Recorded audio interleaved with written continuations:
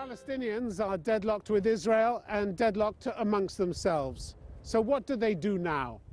This week, in a special edition, Conflict Zone is coming to you from the Berlin Foreign Policy Forum. And my guest is the veteran Palestinian chief negotiator, Saeb Arekat. If his dream of an independent state ever came true, what would it look like?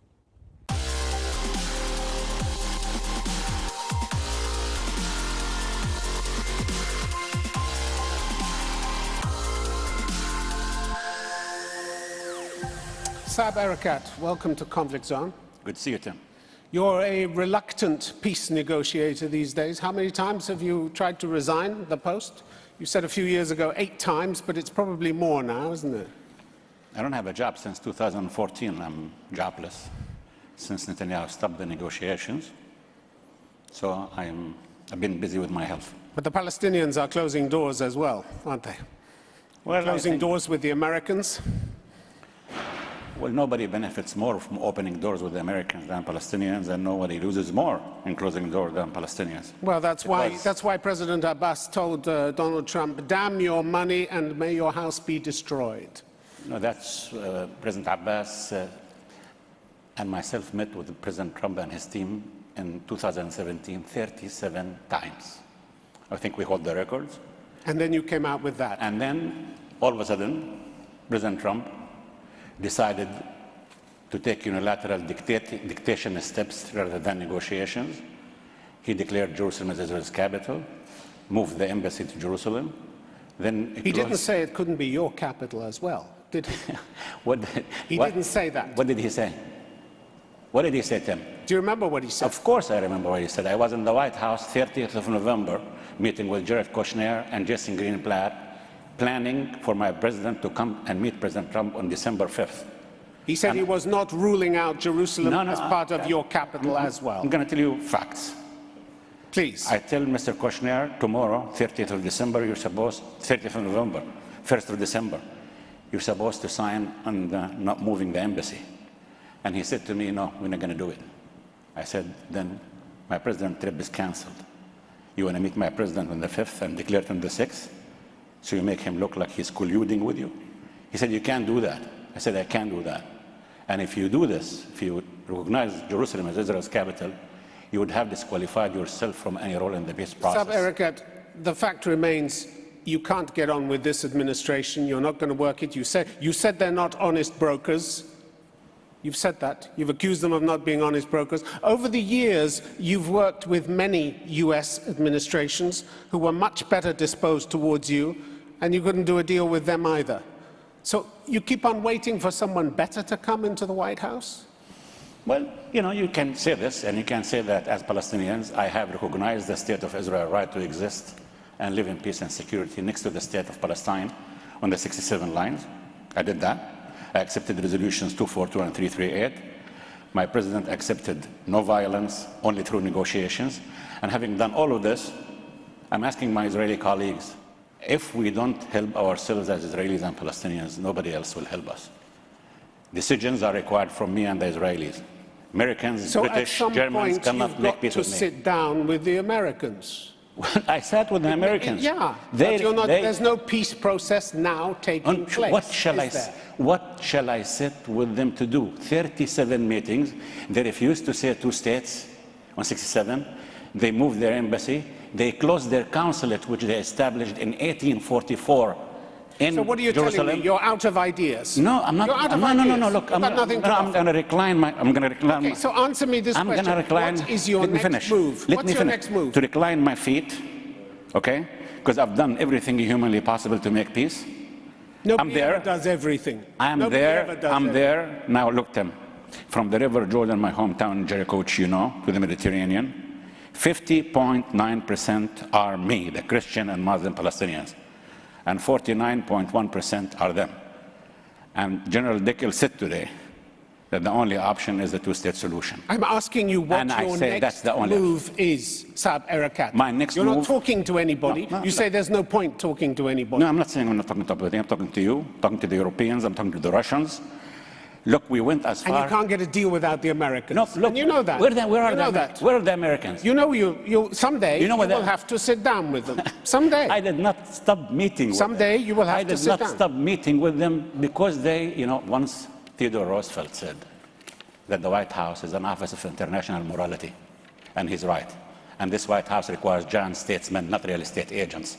They think by twisting my arm, by blackmailing me, by cutting $844 million aid to me, including hospitals in East Jerusalem, the only cancer center, eye center, the French hospital, by cutting $230 million of these poor Palestinians and $304 million from United Nations relief and work agencies. They think they can, it's a real estate deal to sell Jerusalem? Of course not. Superpowers, look. Let me ask you Just this. let me say one sentence. Please. Throughout history, we've seen powers and superpowers come and go. Anyone who puts his ideology, conviction, belief above his thoughts will doom us and him. And President Trump, look, I have 612 pages of minutes. When I summarize them, I'm not only worried about Palestinians and Israelis. I'm worried about you in Europe. It's fine. I'm worried about Latin America. I'm worried about Africa. I'm worried about the Spanish waking up one morning, finding out Barcelona, the capital of Catalonia, because the price is right. Or the Kuril Islands. Sooner or later, Saeb Arekat, you have to talk to him. You've been heavily criticized for what some people have called a scattergun approach, both to diplomacy and decision-making. The Palestinian academics, Hussein Agha and Ahmed Khalidi from Oxford University, they referred last year to what they said was a series of seemingly inconsistent and poorly thought-out diplomatic moves. That's your territory. Like what they call the unconvincing threats to dismantle the Palestinian Authority. How many times has that been threatened? Many times, never happened. Look, I'm so happy. The pursuit of desperate and futile initiatives, such as the French proposal in 2016 for an international peace conference. You're still calling for an international peace conference under the UN auspices. It's not going to happen, is it?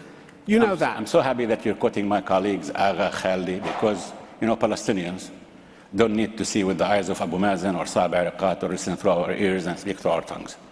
You know that you can say anything about us.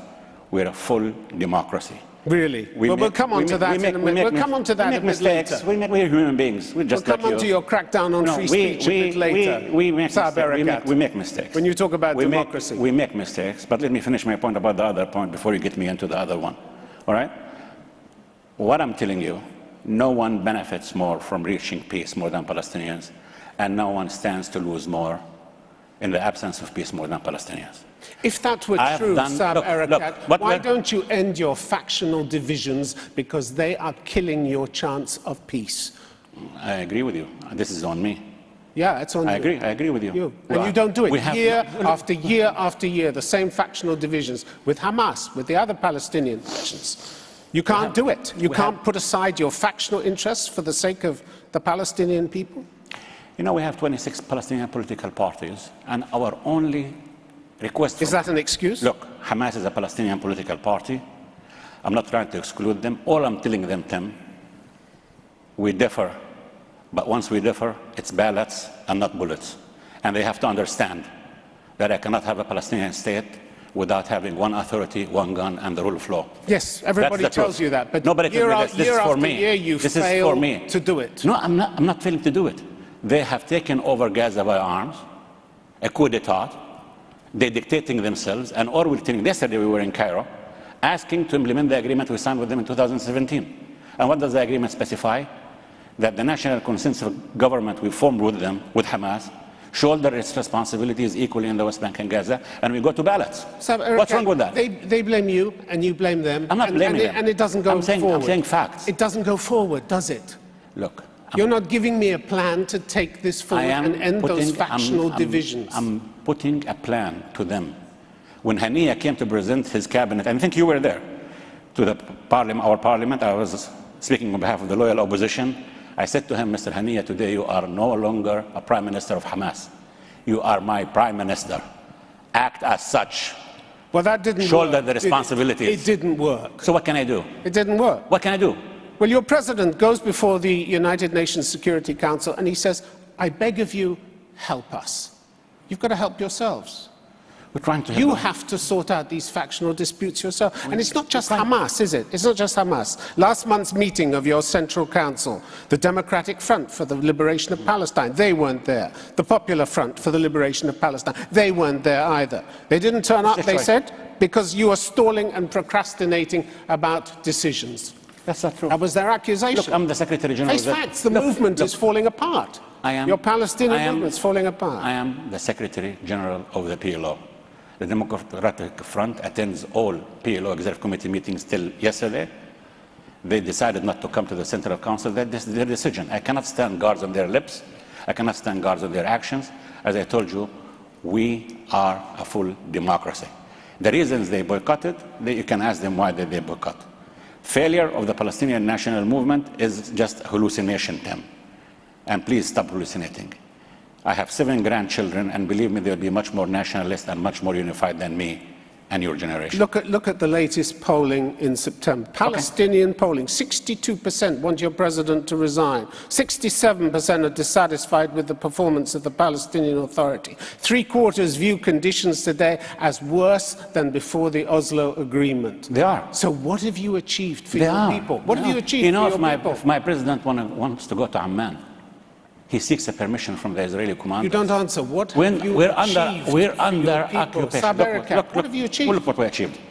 What? Look at the World Bank. Worse conditions. No. Look at the World Bank report and the International Monetary Fund report, 2014, 15, 16, 17. We have done, we're a very young authority. We're crawling, 20 years old. We have done in these 20 years more than any country in the third world did in 63 years. That's the truth. In terms of building institutions, and your people have had enough of it. Human rights. Look, they have the right. Have had enough of they have the right. This is why we want to go to elections. I did not come, and President Abbas did not come to be the president by a tank or by heredity. He came through elections. He won by 61% of the votes. I won by 57% of the votes, not 99%. That's the fact. And President Abbas, 13 years into a 4-year term. He said he wants to go to elections, and he declared he's not going to run. Well, when are you having elections? When we keep saying. No, if we have elections without Gaza, what will you say to them? We're separating. You think we can have a state without Gaza? So why do you keep calling for elections? You promised elections this year. I need elections to unify my people. You personally promised elections this year. That's what I did, and I'm doing it now. And I'm urging the Egyptians. The Egyptians are doing a fantastic job now. President Abbas was with President Sisi 10 days ago, and he told him, Mr. President, you specify the steps in accordance with the timelines, and I'm willing to go along with it as long as we reach the ballots and not the bullets. And you say you can't have elections until you're unified. Whatever strategy you thought you were employing to make things better for your people, it's not working, is it? And in Gaza, you've actually been helping to cause hardship. You asked Israel to cut electricity to Gaza. That's not true. Because of a row with Hamas over payments. That's not true. You didn't ask them? That's not true. You did. Look, I have. You did. No, I have an overloaded wagon of complexities. All right?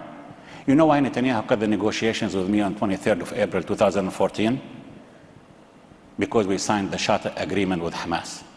And he said to me that evening, you choose peace between me and you, or you and Hamas. And he suspended the negotiations ever since. I have an overloaded wagon of complexities. I'm 20 years old. I commit mistakes. I'm not saying I don't, but I don't wake up in the morning and say today I'm going to commit the following mistakes. You're squeezing. You're squeezing of Gaza. I'm under occupation. I'm under occupation. I have $196 million monthly income after the Americans cut $844. I pay to Gaza. Mahmoud Abbas, my president, pays to Gaza monthly $96 million and spend $100 million in the West Bank. That's my capabilities. Okay, your action has put hospital operations at risk in Gaza, water pumps, the sewage system, huge health actions? risks. You squeeze them. Well, how can I squeeze them? I'm paying $96 million, half of my budget, 50%. What can I do? I pay the electricity for Israel, the water for Israel, and then they collect, Hamas collects, and they don't put it back in the finance ministry.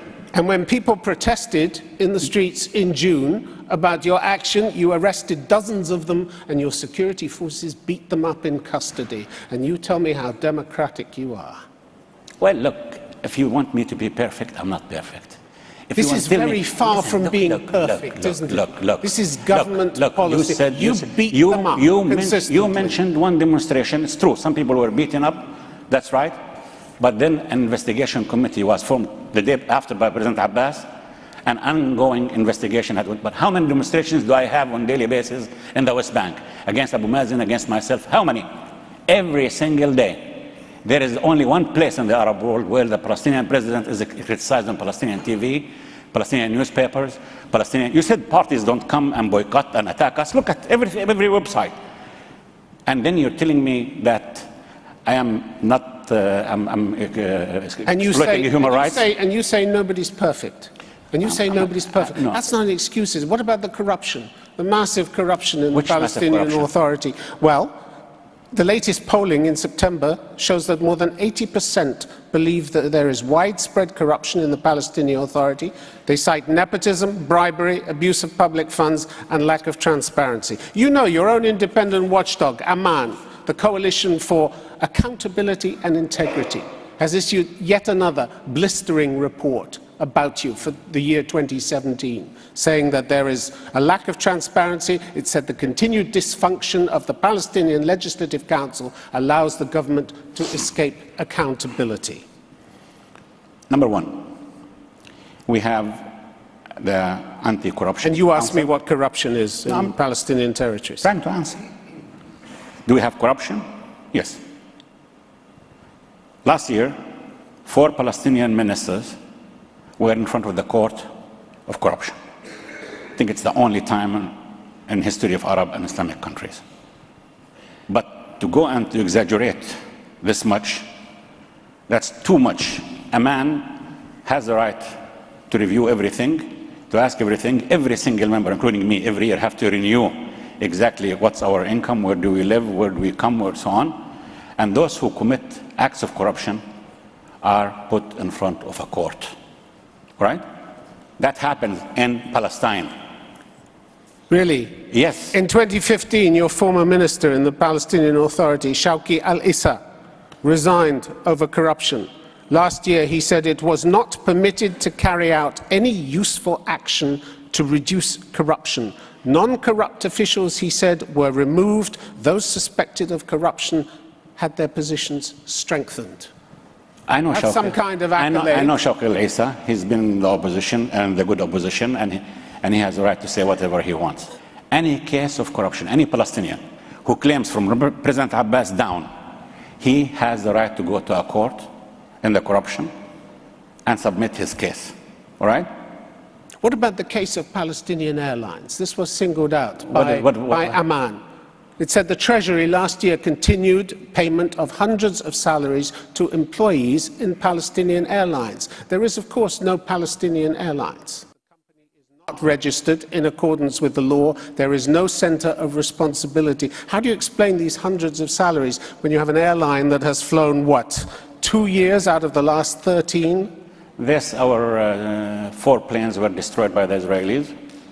And we have people who were working there. Hundreds of salaries. Not hundreds. It's a big fraud, Saeb Arekat, just a second. Isn't it? Just a second. We have a pension system.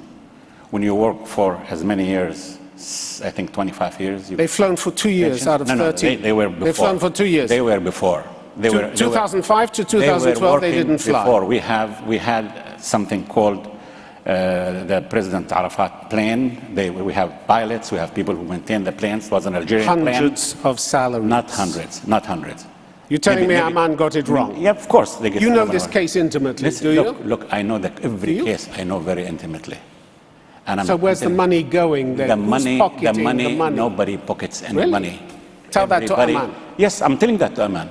And we review this with Amman. And by the way, Amman comes and submits the report to President Mahmoud Abbas.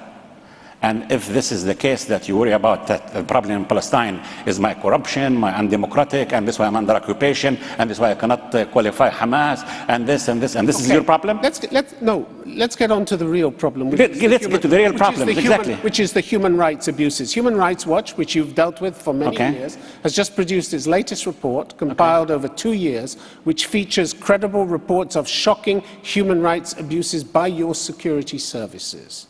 Your abuses How many cases the human rights specified? They base their investigation on 147 interviews, as you know well. In 2 years, yeah.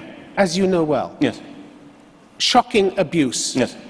They say that there are violations of international humanitarian law and contravene the legal obligations that you took when you signed up to human rights treaties over the last 5 years.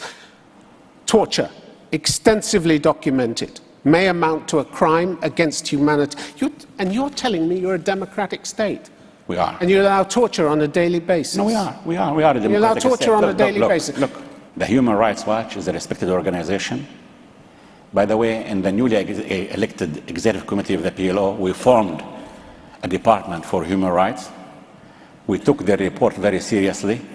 The next morning, the Prime Minister, myself, the Minister of Interior, the Deputy, we met and issued a statement taking into account to study every single word in this report and formed a committee to investigate every single matter.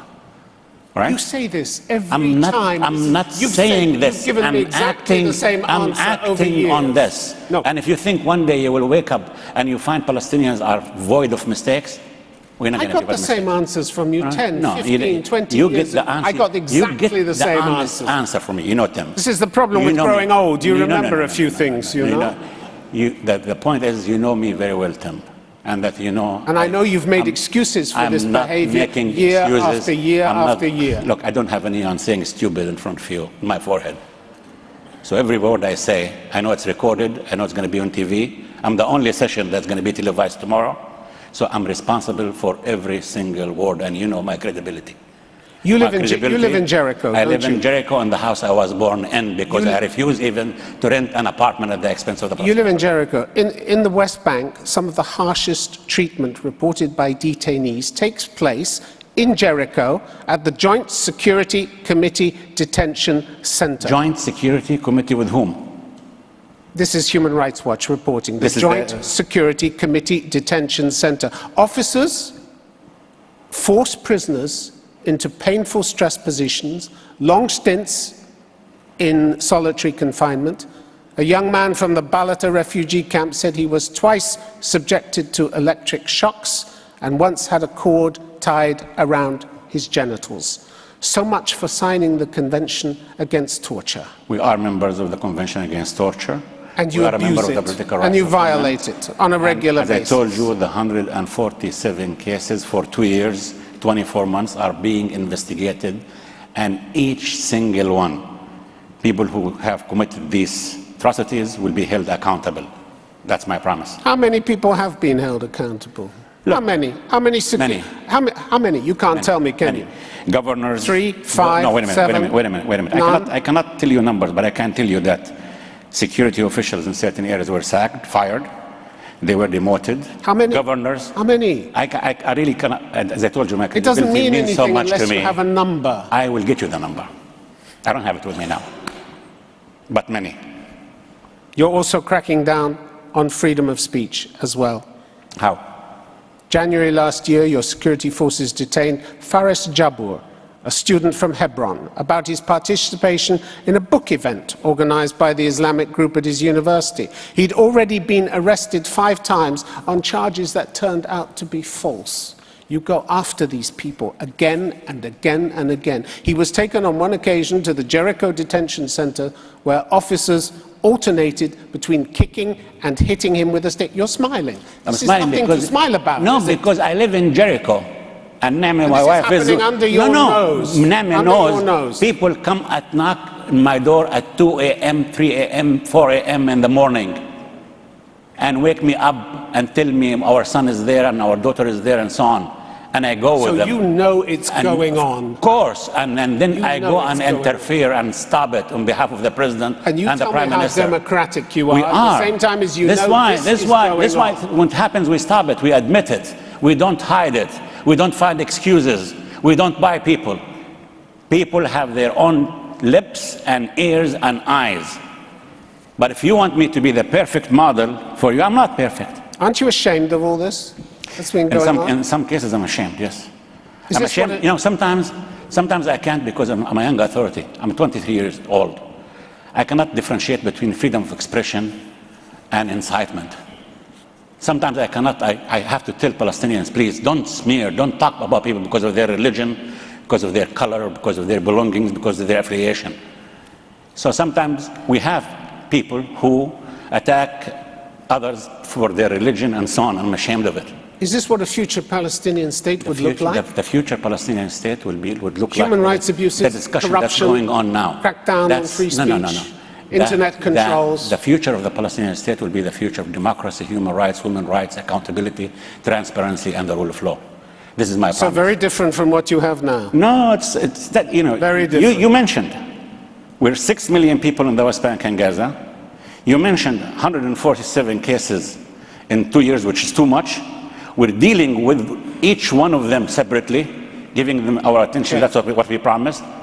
And we hope that this number will be reduced and reduced and reduced. We have to leave it there. Saeb Arekat, thanks very much indeed. All right, thank you.